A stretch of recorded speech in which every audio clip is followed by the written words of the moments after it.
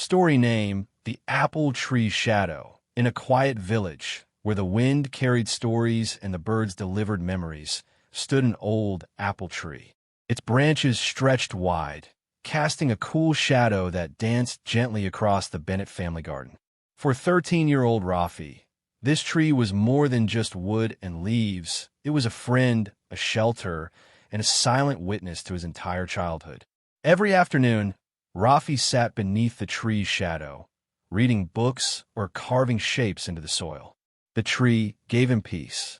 It gave him shade, and in return, he whispered his dreams into its branches like secrets carried by the wind. One evening, his father watched him from the doorway. "Rafi," he called gently, "don't spend all your time under that tree. Life is much bigger than this garden." But Rafi simply smiled. "This tree makes me feel safe, Baba." His father didn't argue. He only nodded, yet there was sadness in his eyes. Months later, a terrible storm struck the village. Wind howled like a wounded beast. Rain smashed against rooftops, and lightning tore the sky apart. From his window, Rafi watched the apple tree bend violently, fighting the storm like an old warrior refusing to fall. At dawn, Rafi ran outside. The garden was drenched, branches scattered everywhere. But the tree was still standing. Tired, wounded, but alive. Rafi placed his small hand on its trunk. "You're still here," he whispered.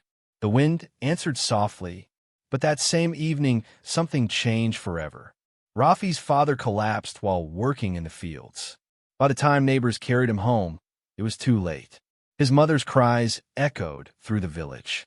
And for the first time in his life, Rafi felt truly alone. Days passed. Rafi sat under the apple tree again, but its shadow didn't feel comforting anymore.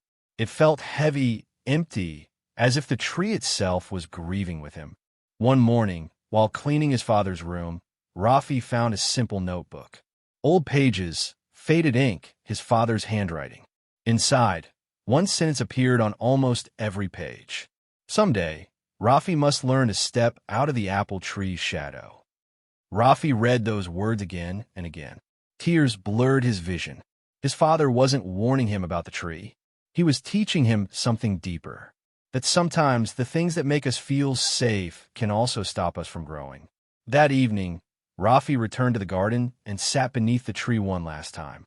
He looked up at the branches that had sheltered him for years and whispered, "Thank you, but I think I understand now."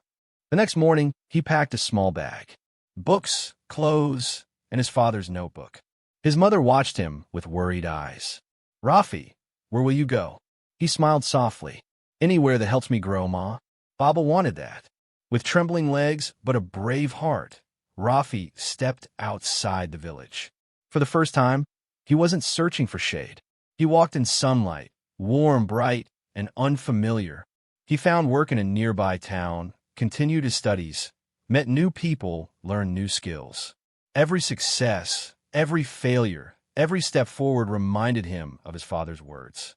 Years later, Rafi returned home as a grown young man. Stronger, wiser, braver. His first stop was not the house, but the garden. He stood beneath the apple tree once more. The branches were older now, the bark rougher, but the shadow was still there. Only this time, he didn't sit under it. He stood at the edge, 1 foot in the shade, 1 foot in the light. Rafi whispered into the wind, "Baba, thank you. Your shadow protected me, but your lesson helped me grow." And as the wind rustled through the leaves, it felt like the tree was smiling. Life lesson dash. Comfort is beautiful, but growth begins when you step beyond the shadows that hold you.